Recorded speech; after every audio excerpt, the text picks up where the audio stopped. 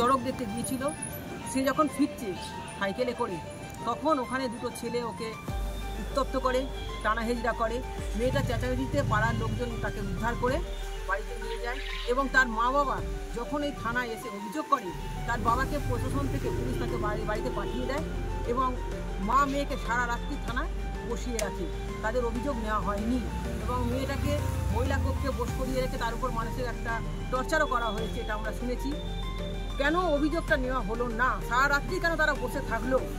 এবং যখন শিশু আধিকারিক থেকে তাদের চাপ দেওয়া হলো প্রশাসনকে, পরের দিন মঙ্গলবার দিন কেন তাদের অভিযোগটা নেওয়া হলো? আমাদের এটা তাহলে কি মহিলারা সুরক্ষিত নয়? আমরা চুইরবাসীদের কাছ থেকে, চুইরবাসীদের হয়ে আমরা আবেদন করতে চাইছি যেন মহিলারা সুরক্ষিত থাকে এবং যারা দুষ্কৃত তাদের যেন গ্রেপ্তার করা হয়, দুষ্কৃতীদের মানে করা হয়, তদন্ত করে ধরা হয়। এটা নিয়ে আমাদের এখানে আসা।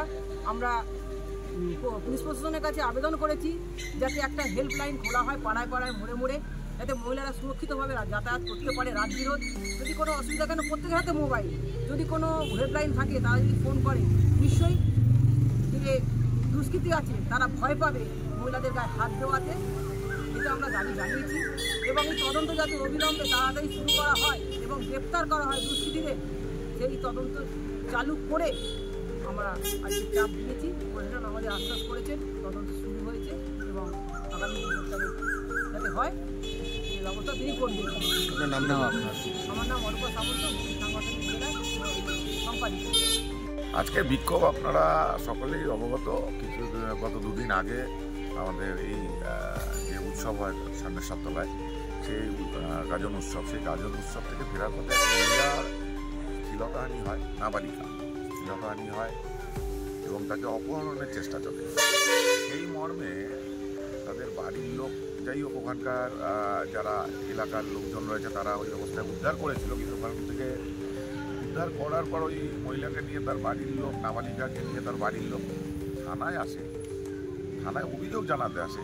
অভিযোগ জানাতে এসে থানাতেই হেনস্থা হতে হয়। সুতরাং এটা খুব দুর্ভাগ্যজনক। পুলিশ যেখানে আমরা আশা রাখি যে এরকম একটা ঘটনা, এরকম একটা গুরুত্বপূর্ণ ঘটনা, চুঁচুড়োর প্রশাসনিক মহল মানে হুগলি জেলার হেডকোয়ার্টার, সেখানে এরকম ধরনের একটা ঘটনা ঘটছে, সেটা নিয়ে কোথায় তড়িঘড়ি তদন্তে নেমে যাবে। এখানে দেখা গেল প্রায় 24 ঘন্টা অতিক্রান্ত হয়ে গেল অভিযোগ নিতে পুলিশকে। উল্টে এক প্রকার নাবালিকাকে এবং নাবালিকার মাকে প্রায় বললে আটক করে রেখে জিজ্ঞাসাবাদ চলছিল। সেটা যারা দুষ্কৃতী তাদের সঙ্গে হওয়া উচিত, সেটা দেখা যাচ্ছে তিনি অভিযোগ জানাতে এসছে তাদের সঙ্গে হচ্ছে। তো এটা খুব দুর্ভাগ্যজনক ঘটনা। আমরা এতদিন ধরে চুঁচুড়োয় রয়েছি, প্রশাসনের তো এইরকম যে আচরণ আমরা আজ পর্যন্ত শুনিনি। এটা আমাদের কাছে খুব দুঃখের এবং বেদনাদায়ক। আর এখনো পর্যন্ত আমরা শুনতে পাচ্ছি নাকি যারা এই ঘটনার সঙ্গে যুক্ত তাদের কাউকে নাকি গ্রেপ্তারই করা হয়নি। এটাও খুব লজ্জাজনক যে পুলিশ এতটা নিষ্ক্রিয় কীভাবে হয়ে গেল।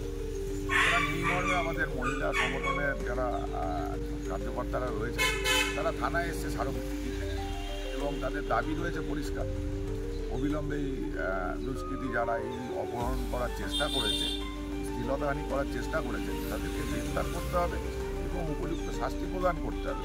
আর যেই ধরনের আচরণ পুলিশ এই অভিযোগকারীদের সঙ্গে করছে, সেখান থেকে পুলিশকে একটুখানি বেরিয়ে এসে সহমর্মিতা দেখানো উচিত। কারণ যেই সময় এরা অভিযোগ করতে আসে সেই সময় কিন্তু খুব আশা নিয়ে আসে থানায়। সুতরাং এই জিনিসটা পুলিশের মাথায় রাখা উচিত। আগামী দিনে কি সিদ্ধান্ত নেবেন? আমরা তো চাইবো যে দোষী গ্রেপ্তার হোক, আর যদি এখনও যদি গ্রেপ্তার না হয়ে থাকে তাহলে তো বৃহত্তর আন্দোলনে তো আমরা আগামী 21 তারিখ তো নামছি। সুতরাং এই বিষয়টাও ওই 21 তারিখ ওই আন্দোলনে আমরা যে ডিএম অফিস যাওয়ার আমাদের একটা কর্মসূচি রয়েছে, আমরা ডিএমের কাছেও তুলে ধরবো।